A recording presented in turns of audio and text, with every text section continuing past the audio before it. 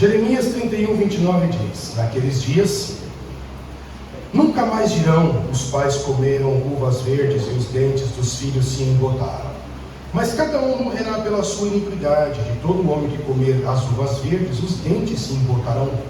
Eis que dias vêm, diz o Senhor, que farei uma aliança nova com a casa de Israel e com a casa de Judá, não conforme a aliança que fiz com seus pais no dia em que os tomei pela mão, para os tirar da terra do Egito. Porque eles invalidaram a minha aliança, apesar de eu os haver desposado, diz o Senhor. Mas esta é a aliança que farei com a casa de Israel depois daqueles dias, diz o Senhor. Porém a minha lei no seu interior e escreverei no seu coração, e eu serei o seu Deus, e eles serão o meu povo. E não ensinará mais cada um ao seu próximo, nem cada um ao seu irmão, dizendo: conhecei ao Senhor, porque todos me conhecerão, desde o menor até o maior deles, diz o Senhor, porque lhes perdoarei a sua maldade, nunca mais me lembrarei dos seus pecados. Amém? Queridos, mês da família. Assim como nós separamos um mês para falarmos de missões, também separamos um mês para falar da família. E claro, eu já disse aqui que o fato de separar um determinado mês para falar sobre um determinado tema é justamente para trazer a memória, mas não é somente isso. Por que é que nós falamos sobre missões? Por que é que falamos sobre família? Porque o Evangelho de nosso Senhor e Salvador Jesus Cristo, ele é um Evangelho integral. Engana-se quem acredita que o Evangelho só age em uma determinada área do espírito do ser humano. Engana-se quem acredita que o Evangelho só age na área espiritual do ser humano. Não age. O Evangelho age em todas as áreas que envolvem o ser humano, todas. O Evangelho não veio só para uma determinada área, não veio só para o lado espiritual do homem, mas veio para o homem como um todo, porque o Evangelho de nosso Senhor, ele é um Evangelho integral. Logo, nós precisamos falar de tudo que envolve o universo do ser humano. E no domingo passado, nós falamos um pouquinho sobre o divórcio, refletimos sobre o divórcio, e hoje eu quero falar sim sobre a vida para além dos erros dos pais. E quando falamos pais, é óbvio que pais erram. Engana-se também aquele que acha que pai não erra, e engana-se também aquele pai que acha que nunca errou com o filho, que sempre tem razão ou que nunca vai errar. Pais erram. A pergunta é: por que é que pais erram? E a resposta a essa pergunta, em primeiro lugar, acredito eu que os pais erram porque são seres humanos, ponto. Por que pais erram? Porque são seres humanos. E humanos, humanidades e erros são indissociáveis. Não tem como separar o humano do erro, pois se não erra, não é humano. Então, é humano, com certeza você pode contabilizar erros. Por que pais erram? Primeiro, porque são seres humanos. Por que pais erram? Segundo, porque são seres humanos em condição de pecado. E o pecado por si só, ele é um erro. E veja, eu não estou falando sobre práticas de pecado, eu estou falando de condição de pecado. Logo, todos nós em condição de pecado, por causa do pecado, iremos praticar pecados. Iremos praticar erros. Por que é que os pais erram? Erram porque quando nasce um filho, nasce também um pai. E quando o filho nasce, ele não vem com um manual de instrução, onde você, por exemplo, no capítulo 4 desse manual de instrução, está escrito como título: como agir nas diferentes fases emocionais do teu filho. Então o teu filho tem crise de identidade, teu filho tem problema emocional, como você talvez já teve, como você também já passou, e aí você então está passando por isso, então você vai na sua estante e você tira lá o livro, o manual, que quando o seu filho nasceu, ele trouxe junto. Não existe isso. E quem dera existisse esse manual. Então sim, pais erram e continuarão errando, porque cada fase nova de um filho é também a fase nova de um pai. Pais erram, e isso é tão verdadeiro que o próprio Deus usa o profeta Jeremias no capítulo de número 31 e no verso de número 29, Deus diz assim: naqueles dias nunca mais se dirão: os pais comeram uvas verdes e os dentes dos filhos que se estragaram, que se embotaram. Jeremias 31, do 29 ao 34, essa pequena passagem que nós trouxemos como base para a nossa reflexão, vai falar sobre relacionamentos paternos. Essa pequena passagem ainda fala sobre as consequências desses relacionamentos, fala também sobre promessas e fala sobre as atitudes que se deve tomar em cima desses relacionamentos. Na verdade, Jeremias 31 como um todo, esse capítulo como um todo, Deus está trazendo uma promessa de restauração ao povo de Israel. E ele usa essa questão da maternidade e da paternidade como exemplo. E por que Deus está trazendo essa promessa de restauração? A resposta é simples, porque o profeta Jeremias é o profeta que também profetizou sobre a invasão de Nabucodonosor em Israel, é o profeta que profetizou sobre o exílio babilônico, é o profeta que profetizou sobre este reino do norte que iria invadir e levar o povo cativo. Então Deus, ele vem trazer à tona um dito popular que havia, que pairava na sociedade, para poder lançar a promessa de restauração. E quando Deus traz esse dito, Deus também condena esse dito popular. E por dito popular, por exemplo, água mole em pedra dura, tanto bate até que fura, dito popular. E no caso em Israel, é justamente o verso 29 de Jeremias 31 que diz: naqueles dias nunca mais dirão, os pais comeram uvas verdes e os dentes dos filhos se embotaram, se estragaram. O dito popular era mais ou menos assim. Sabe por quê?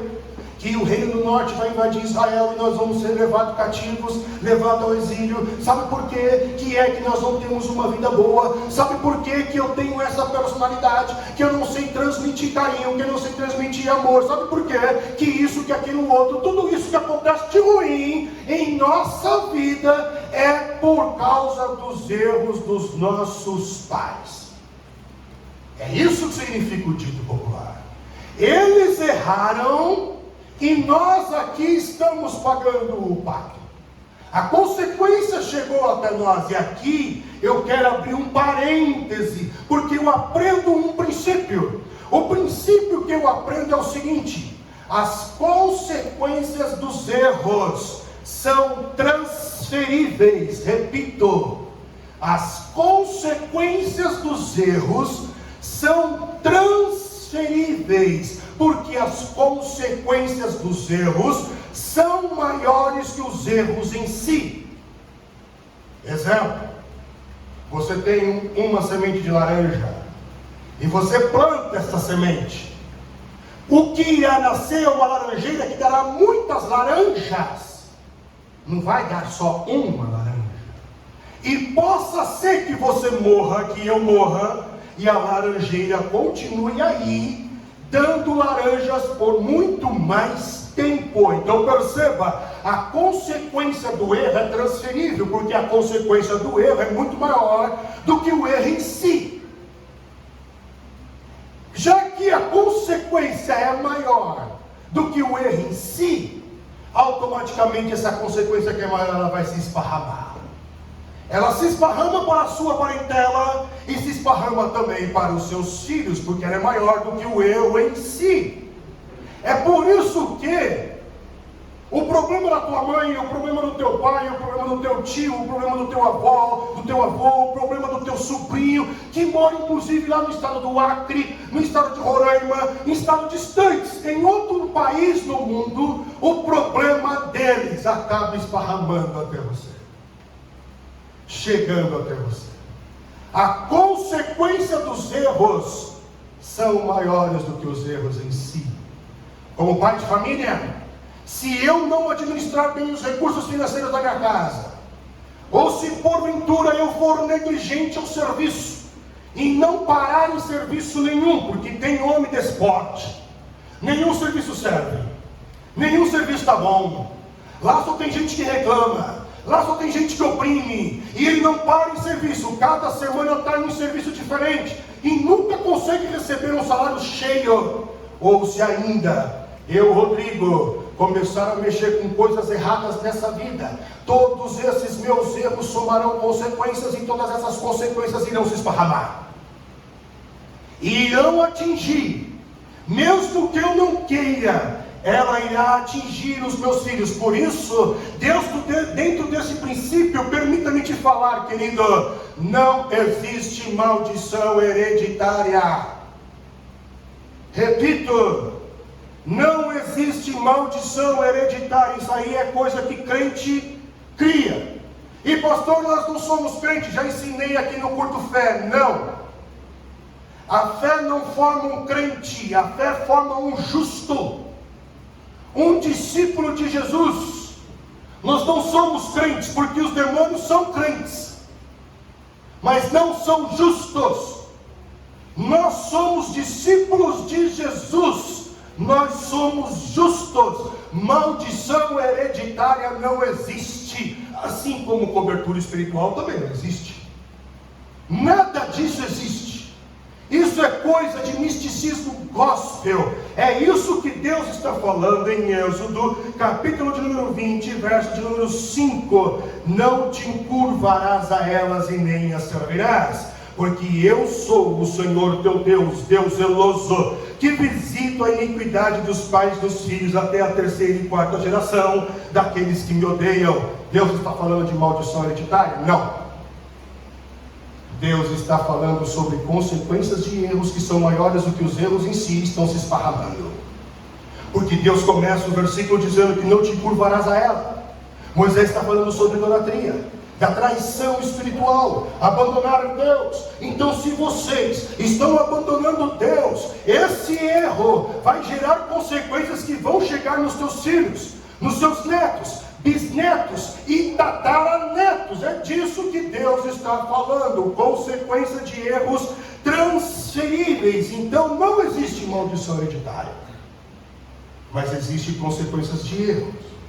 Logo, quando nós olhamos para Jeremias capítulo de número 31, Deus que está trazendo a promessa da restauração, Deus que sabe do dito popular, Deus que sabe das crendices, esse mesmo Deus, Ele vai usar esse profeta para falar então dessa restauração, dessa promessa. Só que em outras palavras poderíamos contextualizar e dizer que Deus está dizendo assim: olha, presta atenção, Israel. No nosso caso, Deus falando essa noite, presta atenção, Igreja Batista da Lagoinha, a turma da noite, presta atenção. Ou não é porque os seus pais erraram, não é porque eles tiveram fracassos, não é porque eles talvez determinaram atitudes e posicionamentos na sua vida que precisa ser assim. E por que não precisa ser assim? Porque eu faço nova todas as coisas. É o que ele diz no verso 31 do capítulo 31 de Jeremias. Deus diz assim: eis que dias vêm, diz o Senhor, em que farei uma aliança nova. E preste atenção aqui, queridos, aliança nova aqui em Jeremias está apontando para o Cristo, porque o próprio Deus, no versículo 29 até o 34, nós lemos que quando Deus fala que vai fazer uma aliança nova, Ele não está falando da aliança como a aliança que Ele fez com o pessoal quando Ele tirou o povo de Israel do Egito. Ele cita isso, Ele fala: eu vou fazer uma aliança nova, mas não vai ser como a aliança que eu fiz com vocês quando eu vos tirei do Egito. Ou seja, como é que é a aliança do Egito? É a lei. Só que Paulo escreve lá em Gálatas que agora existe uma outra aliança, e Jesus também fala dessa aliança: fazei isso em memória de mim. Este é o sangue, este é o corpo da nova aliança. Que aliança é essa? A aliança da graça, que Paulo também chama da aliança do Espírito. E onde há o Espírito, ele escreve, aí há a liberdade. Então perceba que quando nós contextualizamos a palavra nova aliança para a questão da maternidade, da paternidade, desses erros que poderiam delimitar parte das nossas vidas, o que Deus está dizendo para nós é o seguinte: por mais que todos esses fracassos, erros chegaram a esparramar sobre a tua vida, e por isso você então se formou dentro de uma bolha, eu quero te dizer, não precisa ser assim. Eu faço novas todas as coisas da tua vida. É isso que Deus está prometendo. E quando Deus fala isso, Deus ele fala na condição de pai. De fato, Deus é um pai.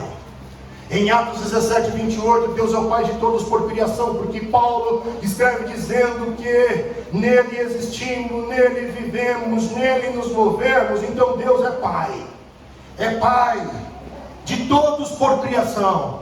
Quando olhamos Isaías 63, verso de número 16, aí já vemos Deus na condição de pai, agora pai de Israel. Em Jó capítulo de número 1, verso de número 6, Deus é pai dos anjos.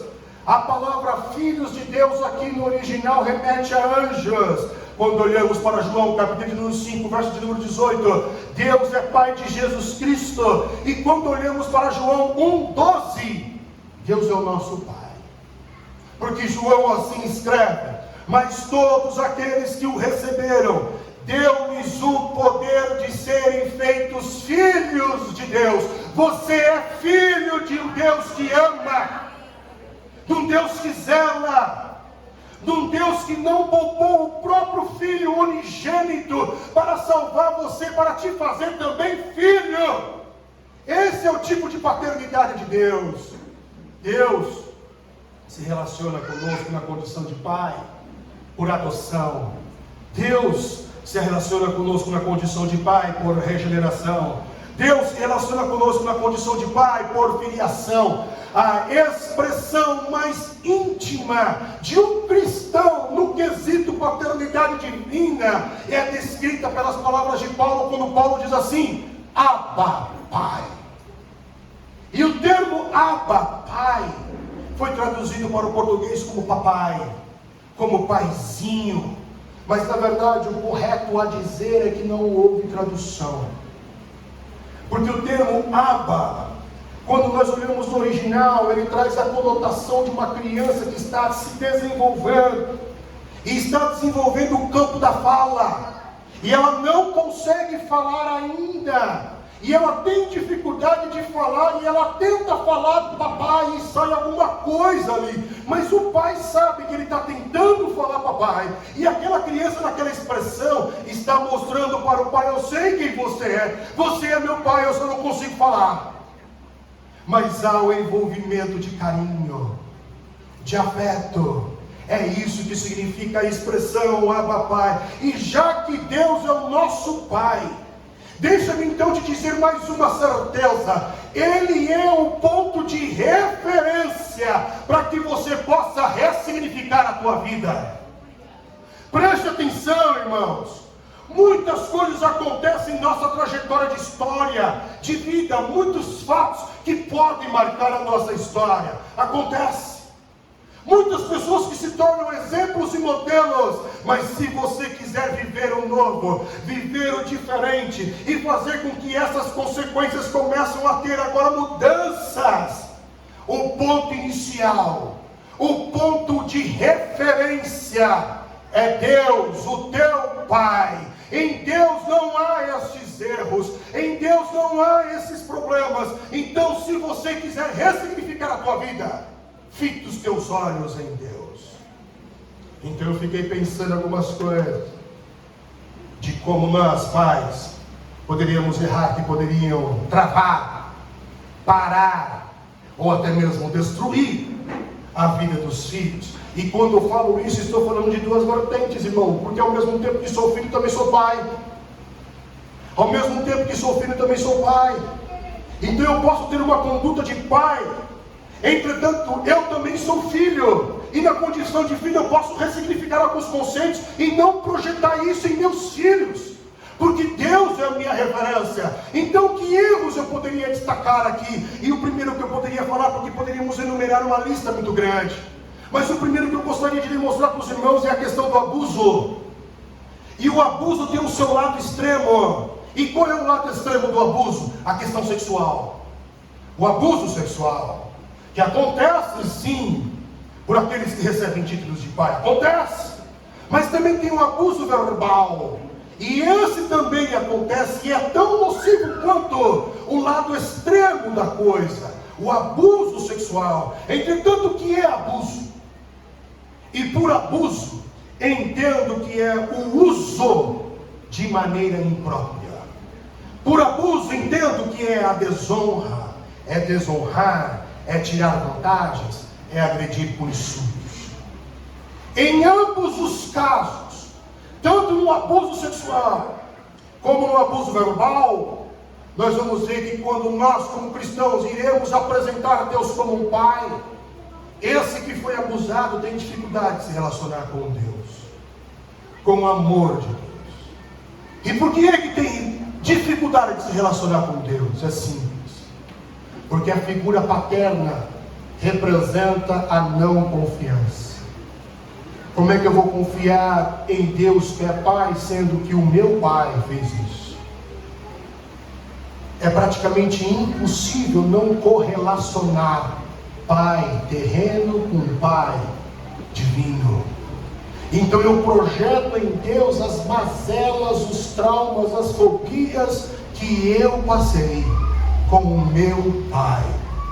E como este me abusou aqui, como eu vou confiar 100% nele aí, se ele também não vai me abusar? Quantos e quantos irmãos que eu já conversei e que já falaram para mim, achando que Deus estava tirando os bens materiais deles, porque ele achava que para servir a Deus tinha que dar dízimos, ofertas, carro, casa, dízimos, ofertas, carro, casa, e ele tirava tudo. Isso é abuso. Por isso que recentemente, nessa última semana, eu coloquei no meu Instagram: pior do que não acreditar em Deus é acreditar num Deus monstruoso.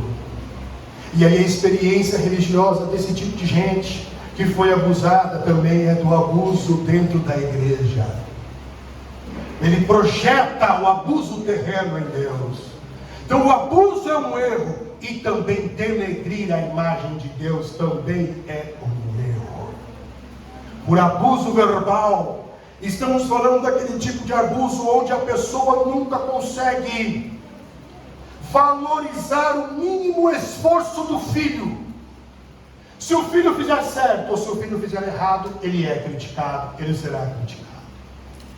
Se o filho fizer certo e se dedicar para fazer o certo, sempre tem um mais, sempre tem um porém, sempre tem: você poderia ter se esforçado mais. Nunca se valoriza aquilo que foi feito. A criança que consegue chegar aos 7 na nota, e com muito esforço ela chegou no 7,5, e o pai não valoriza o esforço do filho, exigindo um 8, um 9. E como ele percebe que todo o esforço dele não é valorizado, ele se frustra, porque ele é desonrado verbalmente, é inferiorizado verbalmente. Não dá vontade de você contar as novidades para o pai. Para estes, Paulinho, meu amigo, escreve então em Romanos capítulo 8, verso de número 14: porque todos os que são guiados pelo Espírito de Deus, esses são filhos de Deus. Porque não recebestes o espírito da escravidão. E aí poderíamos dar os sinônimos de escravidão ou os significados de escravidão. Porque não recebestes o espírito do abuso, o espírito da privação de direitos, o espírito da opressão, o espírito de não ser reconhecido, porque não recebestes o espírito de escravidão para outra vez estardes em temor, com medo de se relacionar com o teu pai, mas vocês receberam o espírito de adoção de filhos, pela qual nós podemos dizer: Abba, Pai, Paizinho, Pai nosso, Pai conosco. O mesmo Espírito testifica com o nosso espírito que somos filhos de Deus. E se somos filhos, então você não vai ter abuso, mas você é herdeiro. E se também é herdeiro, será co-herdeiro com Cristo, porque se é certo que sofreu como Cristo, também será glorificado. Esse é o teu Pai, o Pai de amor. Existe um outro problema, um outro erro que pode estagnar: abandono. E quando nós falamos de abandono, também tem um lado extremo do abandono comum ao lado extremo do abuso. E o lado extremo do abandono é a renúncia da obrigatoriedade. Então você tem uma obrigação sobre determinada pessoa e você renuncia essa obrigação, abandono. Mas também tem o abandono que é muito de praxe, muito rotineiro dentro dos nossos lares, que é justamente o abandono dentro da própria casa. E quando é que nós abandonamos dentro de casa? Quando o filho vem falar alguma coisa e o pai nunca pode. Pai, vamos assistir aqui, ou agora não posso. Pai, você pode me levar na festa de fulano? Não, pede para tua mãe, agora não posso, que eu estou resolvendo um negócio do serviço aqui. Pai, o senhor pode ler essa história para mim? Eu não posso, porque agora eu estou numa reunião online, daqui a pouco eu tenho outra reunião. Eu não posso. Não dá, não consigo. E tudo isso também configura abandono. Para esses, o profeta Isaías, no capítulo 49, no verso de número 15, ele diz: porventura, pode uma mulher esquecer-se tanto de seus filhos que cria, que não se compadeça dele, do filho do seu ventre? Mas ainda que esta viesse a se esquecer, que viesse a abandonar, contudo, eu não me esquecerei de ti. É a promessa de Deus para você. E se falássemos da falta de carinho? Porque existe também aqueles homens, e principalmente homens, que dizem: eu não sei falar te amo, porque meu pai nunca falou que me amava. Eu não sei abraçar, porque meu pai nunca abraçou. Eu não sei estender a mão, eu não sei fazer cafuné, eu não sei dar um cheiro no pescoço, porque nunca recebi isso do meu pai. Mas o que nós estamos falando aqui não é algo novo. Por que você não pode ser o primeiro a fazer isso na sua família e surpreender o cônjuge, o filho, o neto, o bisneto, não sei? Por que você não pode ser o primeiro e tomar a frente? Por que você não pode ser aquele que está inaugurando o carinho nos atos relacionados? E isso também é mandamento bíblico. Salmo 2, verso 12. Salmo 2, 12 diz: beijai o filho. O salmista está dizendo: demonstre afeto, demonstre carinho, abrace mais, beija mais, fala que você tem orgulho, potencialize os esforços, ande junto, caminhe junto, esteja junto. E por que é que devemos demonstrar o afeto? O salmista continua: para que ele não se ire com você. Aí você perdeu o seu filho, não sabe por que ele está longe de você, não sabe por que ele é tão distante de você, não sabe por que ele não te manda uma mensagem. Para que ele não se ire e para que ele não se perca no caminho. Abrace. Não é porque você não recebeu, é o que eu falei lá atrás, que você não possa ser e não possa fazer.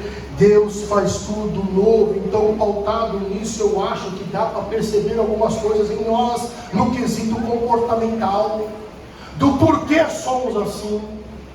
Bem como também podemos entender que quando nós vivemos experiências negativas, seja religiosas ou humanas, nós também queremos ainda conhecer o outro lado da moeda, e o outro lado da moeda é Deus.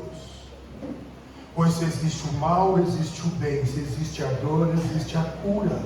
Se existe o que é ruim, existe o que é bom. E Deus está aqui fazendo um convite para você nessa noite. Não precisa ser assim, você não precisa continuar amarrado nesses erros, nesses fracassos. Você pode viver o novo, porque Deus faz tudo novo. E de mim, que atitudes eu poderia tomar para tentar começar a mudar? Primeiro, troque a mentira pela verdade. Porque quando vivemos experiências religiosas negativas, até mesmo experiências humanas negativas, nós tendemos a fortalecer a mentira. E esta vida de mentira, de fracasso, de consequência de erro, não é a verdade de Deus para você. Então substitua a mentira pela verdade. Qual é a verdade? A verdade é que Deus te ama. E Deus é bom em todo tempo Ele é bom. Segundo, comece mudando você, irmãos. Não espere que o teu pai mude, que tua mãe mude, que tua esposa mude, que teu filho mude. Mude você. Seja o pontapé inicial do que você quer, do que você deseja. Freud disse uma frase que eu acho interessante. Ele diz: no caos da tua vida, qual é a tua parte? Repito, no caos da tua vida, qual é a tua parte? E já que no caos da minha vida eu tenho parte, supõe-se que o oposto também é verdadeiro. Do lado bom da minha vida, qual é a minha parte? O que é que cabe a mim?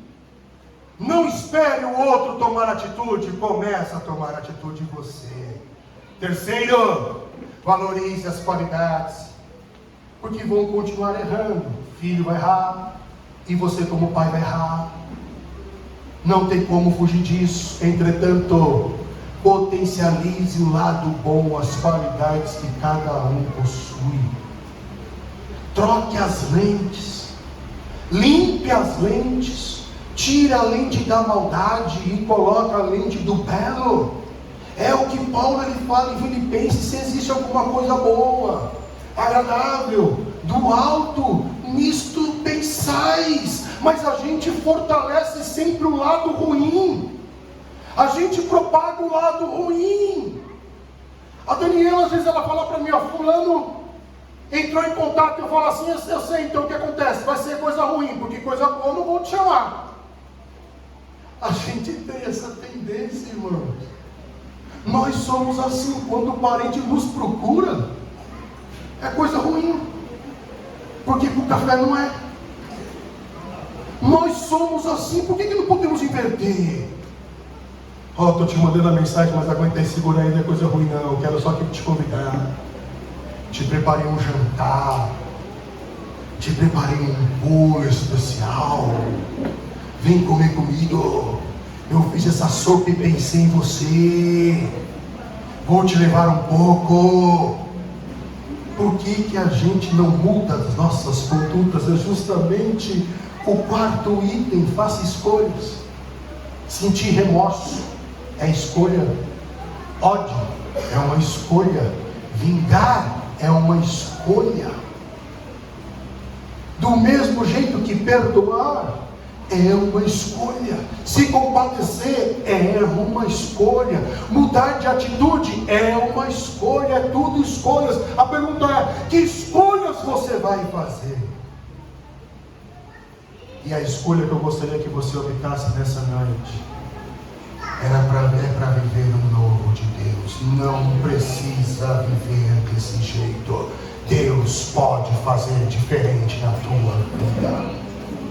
Por isso eu oro para que você e eu possamos ter discernimentos. Oro para termos paciência. Eu oro para que você e eu venhamos perseverar no lado bom da coisa. Viver é bom, amar é bom. Eu administro os conflitos em tua vida. Eu oro para que a tua família seja próspera. Eu oro para que você seja aquele que vai dar o pontapé inicial para iniciar a mudança. Que Deus nos abençoe.